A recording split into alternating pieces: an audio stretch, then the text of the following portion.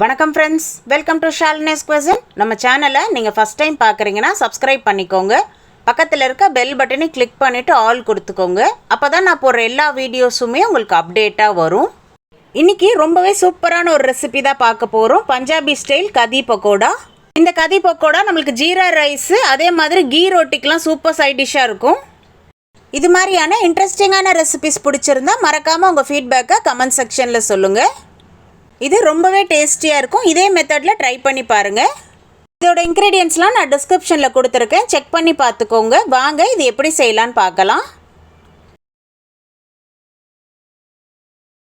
இந்த கிரேவிக்கு தேவையான பொருளை முதல் ரெடி பண்ணிக்கலாம். அரை கப்பு திக்கான தயிரில் கொஞ்சமாக தண்ணி ஊற்றி நல்லா பீட் பண்ணி எடுத்துக்கோங்க. 3 டேபிள் ஸ்பூன் கடலை மாவு சேர்த்துக்கலாம். 1 ஸ்பூன் சில்லி மிளகாத்தூள் சேர்த்துக்கலாம். 1 ஸ்பூன் தனியாத்தூள், அரை ஸ்பூன் மஞ்சத்தூள்,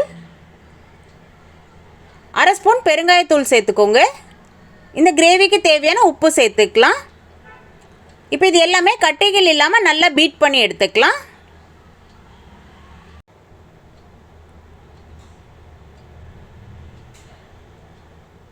இப்போ இந்த அளவுக்கு பீட் பண்ணோன்னா கொஞ்சம் திக்காக இருக்கும். நம்ம கொஞ்சமாக தண்ணி சேர்த்துக்கலாம். ஒரு அரை கப்பு தண்ணி சேர்த்துக்கோங்க.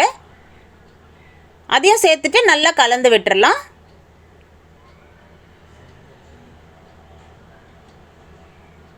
இந்த மாதிரி முதல் கலந்து வச்சுக்கோங்க. தாளிப்புக்கு 2 டேபிள் ஸ்பூன் நல்லெண்ணெய் சேர்த்துக்கோங்க.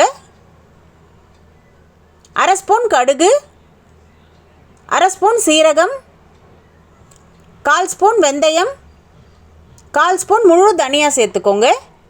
2 காஞ்ச மிளகாய் சேர்த்துக்கலாம். இது நல்லா பொரிஞ்சோன்னா 1/4 ஸ்பூன் கஸ்தூரி மேத்தி சேர்த்துக்கலாம். கீறி வச்ச 2 பச்சை மிளகாய் சேர்த்துக்கோங்க. இந்த கதி பக்கோடாவுக்கு இந்த கஸ்தூரி மேத்தி நல்ல ஒரு ஃப்ளேவர் கொடுக்கும். நீல வாக்கில் நறுக்குனா ஒரு பெரிய வெங்காயம் சேர்த்துக்கலாம்.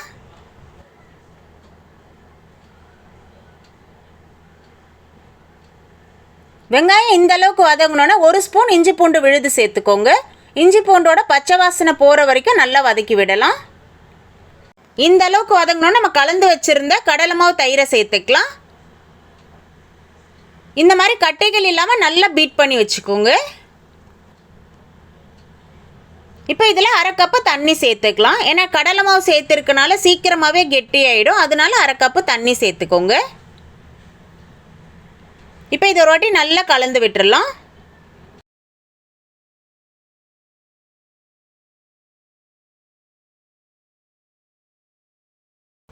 இப்போ இது நல்லா கொதிக்க ஆரம்பிச்சிருச்சு. இது ஒரு 10 நிமிஷத்துக்கு ஹை ஃப்ளேம்லேயே நல்லா கொதிக்க விடுங்க. இந்த ஸ்டேஜில் அடுப்பை சிம்மில் வச்சுருங்க. இந்த கிரேவிக்கு தேவையான பக்கோடா ரெடி பண்ணிக்கலாம். நல்ல மெலிசா நீல வாக்கில் நறுக்குனா ஒரு பெரிய வெங்காயம் சேர்த்துக்கலாம்.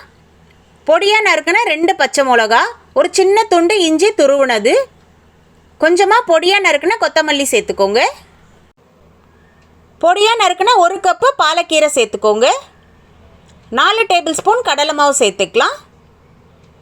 1 ஸ்பூன் சில்லி மிளகாத்தூள், அரை ஸ்பூன் தனியாத்தூள், இந்த பக்கோடாக்கு தேவையான உப்பு சேர்த்துக்கலாம்.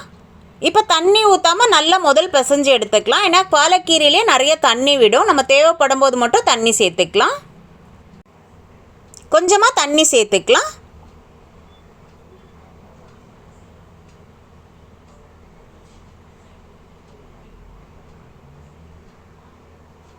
இந்த மாதிரி பக்குவத்தில் பிசைஞ்சு எடுத்துக்கோங்க. எண்ணெய் நல்லா சூடானோன்னு இந்த மாதிரி குட்டி குட்டி பக்கோடாவாக போட்டு எடுத்துக்கலாம்.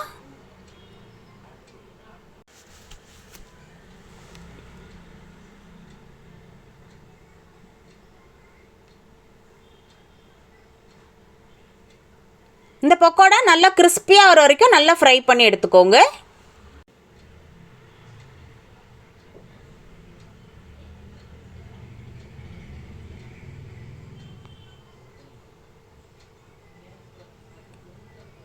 இந்த அளவுக்கு கிறிஸ்பியாக ஃப்ரை பண்ணி எடுத்துக்கலாம்.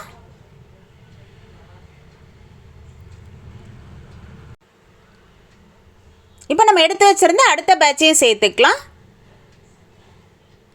அந்த கிரேவி சிம்மிலேயே கொதிச்சிட்ருக்கு. ஏன்னா நம்ம சூடாக அந்த பக்கோடா அதில் போடும்போது தான் கிரேவி நல்லா அப்சர்வ் ஆகும்.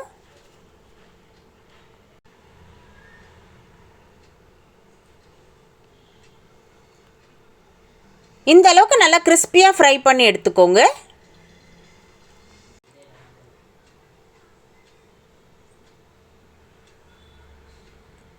கிரேவி நல்லா சிம்மிலே கொதிக்கிறனால நல்லா திக் கன்சிஸ்டன்சி வந்திருக்கும். இப்போ இந்த ஸ்டேஜில் நம்ம ஃப்ரை பண்ணி வச்சுருந்த பக்கோடா சேர்த்துக்கலாம். பக்கோடாவும் சூடாக இந்த மாதிரி சேர்க்கும் போது கிரேவியில் நல்லா அப்சர்வ் ஆகும். பக்கோடா சேர்த்துட்டு ரொம்ப நேரம் கொதிக்க விட வேணாம், ஒரு 5 நிமிஷம் கொதிக்க வச்சாலே போதும்.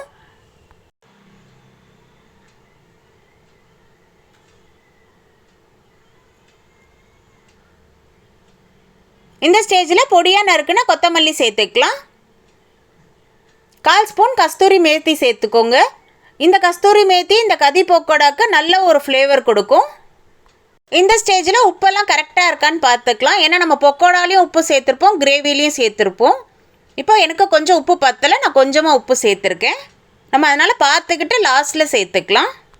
ஃபைனலாக இந்த கிரேவிக்கு தேவையான தாளிப்பு பண்ணிடலாம். 1 ஸ்பூன் நல்லெண்ணெய் சேர்த்துக்கோங்க.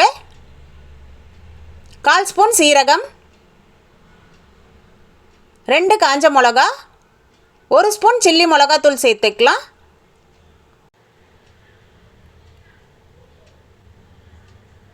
ஃபைனலாக இந்த தாளிப்பை இந்த கிரேவியில் சேர்த்துக்கலாம். இந்த மாதிரி சேர்க்கும் போது இந்த கதி பக்கோடாக்கு நல்ல ரிச்சான ஒரு ஃப்ளேவர் கொடுக்கும்.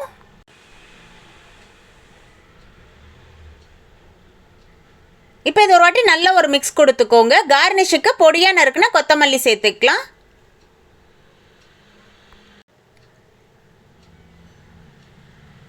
அவ்வளோதான், நல்லா சூப்பராக ரெடி ஆயிடுச்சு பாருங்கள், பஞ்சாபி ஸ்டைல் கதி பக்கோடா. இது கீ ரொட்டி ஜீரா ரைஸோடு சேர்த்து சாப்பிட்டு பாருங்கள், ரொம்பவே டேஸ்டியாக இருக்கும். கண்டிப்பாக ட்ரை பண்ணி பாருங்கள். இந்த ரெசிபி உங்களுக்கு பிடிச்சிருந்தா லைக் பண்ணுங்கள், உங்கள் ஃப்ரெண்ட்ஸ் அண்ட் ஃபேமிலியோடையும் ஷேர் பண்ணுங்கள். மறக்காமல் ஷாலினிஸ் குயிசன் யூடியூப் சேனலை சப்ஸ்கிரைப் பண்ணிக்கோங்க. பக்கத்தில் இருக்க பெல் பட்டனை கிளிக் பண்ணிவிட்டு ஆல் கொடுத்துக்கோங்க. அப்போ தான் நான் போடுற எல்லா வீடியோஸுமே உங்களுக்கு அப்டேட்டாக வரும். எப்படி இருந்துன்னு கமெண்ட்லேயும் சொல்லுங்கள். தேங்க்ஸ் ஃபார் வாட்சிங்.